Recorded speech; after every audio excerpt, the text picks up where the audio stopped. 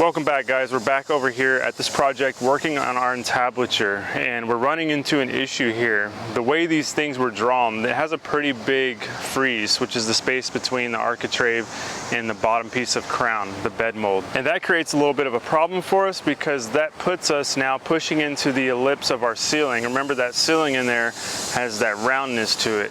And as our board goes up, it's kind of kicking our big 1x12 out 1/4 of an inch. Now we've got some samples tacked up on the wall in there, and I've just shown you some video clips of that. And this is one of those things, guys, where it's like, hey, this is not a perfect environment. We're working in the real world. I know a lot of people don't get that, but sometimes you got to make a compromise. So that little 1/4 inch out of plumb that's kicking our 1x12 out, we've looked at it, we've held it up, we've got those samples tacked, we talked to a project manager, and we've been approved to go ahead and go with that, to stay as true to these drawings as we possibly can. That's really the main thing. And here's our reasoning. That is 10 foot up in the air. We're standing down on the ground, viewing it from a 6-foot vantage point. You are never going to see that 1/4 inch out of plumb, and that's not even going to create a problem with our moldings as we start stacking those up, because we already checked that as well. So with that information, guys, we're going to go ahead and head inside and start getting these 1x12s nailed in place. Let's see.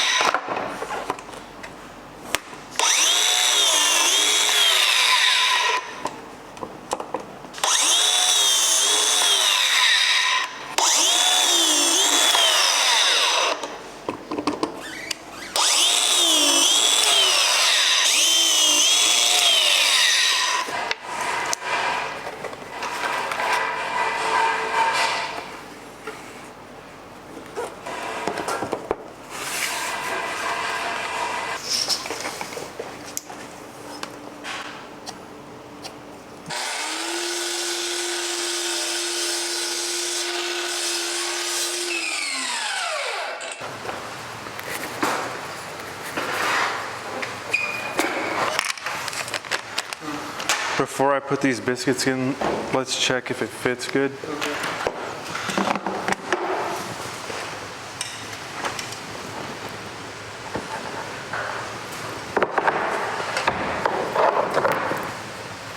Yeah, I'll have about, if I had to push an 1/8 over, would that be okay? Yeah. Okay, good.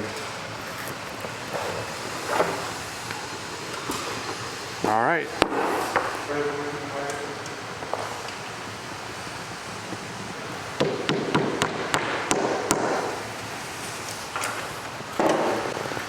So I'm going to pull this out. We'll get it in position.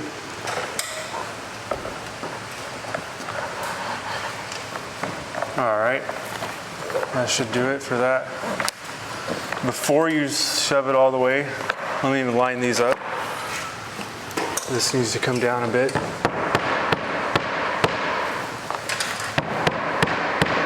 All right, go ahead, you can send it. We've got nice flushness on our two boards where they meet. And as he taps that in over there, it's really gonna give this some clamping pressure and force it together. And that is gonna be like an eternal clamp, is what I say, because it's never gonna give up that pressure. And it's gonna create a really good joint for us right here. So we'll get it pulled down to our little molding here and then shoot it with our finish nails.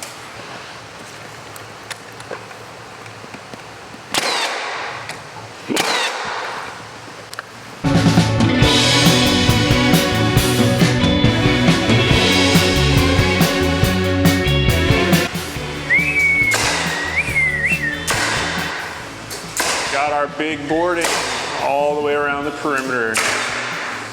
It's looking good.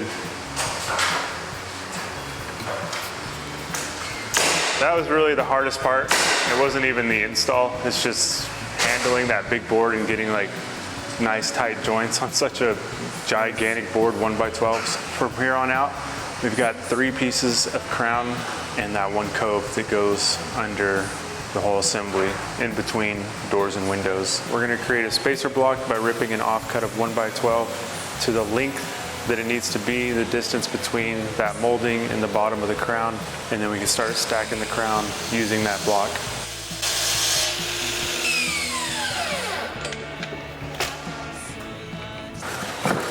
We'll drop our spacer in, 9 1/4.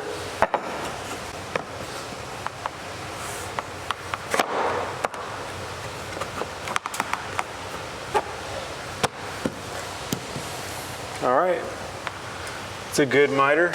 I'm gonna send it.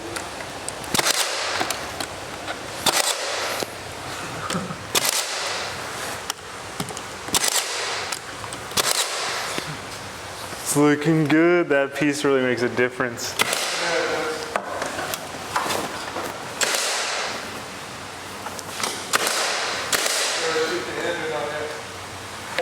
So we're doing our first seam for the crown here, and we're gonna be using a couple of things. We're gonna be gluing them, obviously, but then we're also gonna be using these. Now, funny story, these are called pinch dogs, which was actually my rap name back in high school. All right, so we got the glue on there.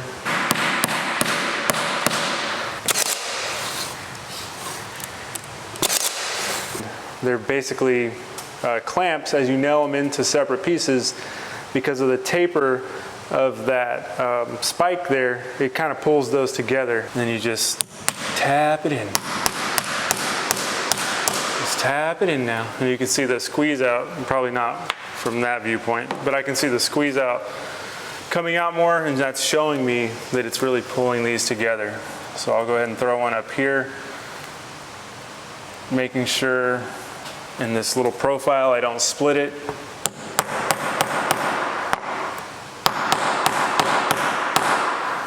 Making sure that's all lined up and good to go. So with a clamp like this, obviously you're gonna have some pretty big nail holes to fill, or clamp holes, I guess you should say. And that's okay for this because it is paint grade, but if this was stain grade, we may wanna look at other options like pure adhesive or something like that that's not gonna show in the finish.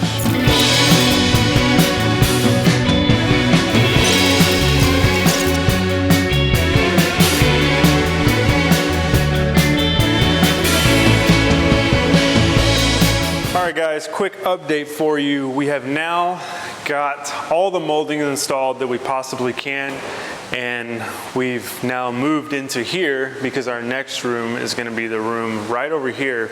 We've got quite a bit to do in there too. There's some really intricate stuff that we want to share with you. But yeah, we've done as much as we can in here. We've got the main pieces of the entablature done.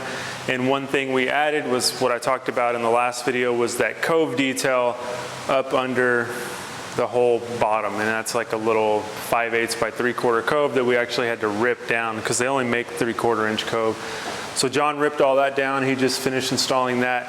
And I got all this stuff moved in here and cleaned this whole space up. So we can now move into this room because we're still waiting on those top two pieces. But we've got to trim out this right here. There's going to be these same kind of antique French doors here. These things are awesome, super cool. I believe they're all solid steel and brass, and they just look really cool. There's going to be a one right here that's coming in. I think they sent it back to the manufacturer who made it, and I think it was actually in France, so that's pretty cool. So there's going to be that 3-piece crown in here, and then possibly a big base, like an 18-inch base. We're calling it a big base or a little wainscot. It's kind of funny, but that's going to be pretty cool because it's going to have to die into the stairs and the stair treads. So this room will be coming up next. I really wanted to complete that, but they're saying next week, towards the end of the week, they're going to have our moldings for that. And here's a look at what this looks like in real life, because you can see it on the drawings, but here's a piece of it right here. This is called a reeded soffit. So reeds are basically the opposite of flutes. Flutes go in and then the reeds come out. So this is really cool.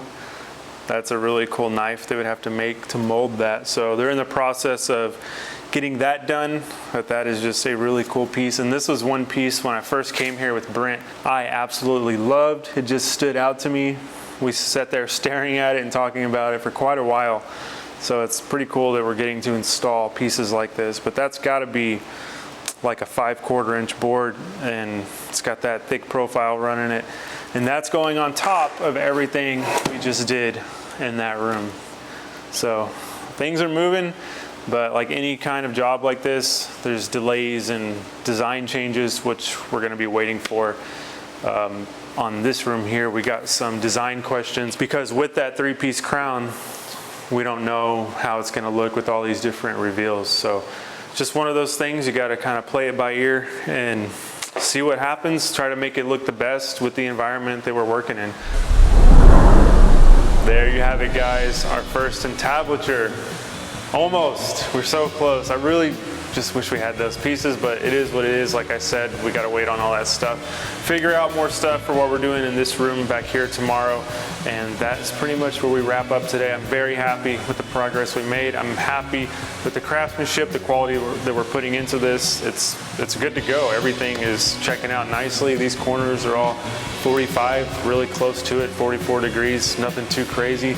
No outside corners. So this actually, although it's a pretty intense project with all these multiple pieces built up, it's really not like a high skill level. Like there's not a lot of intricate cuts. It's a lot of long runs, as you can see, this big space and internal corners, which are really the easiest corners.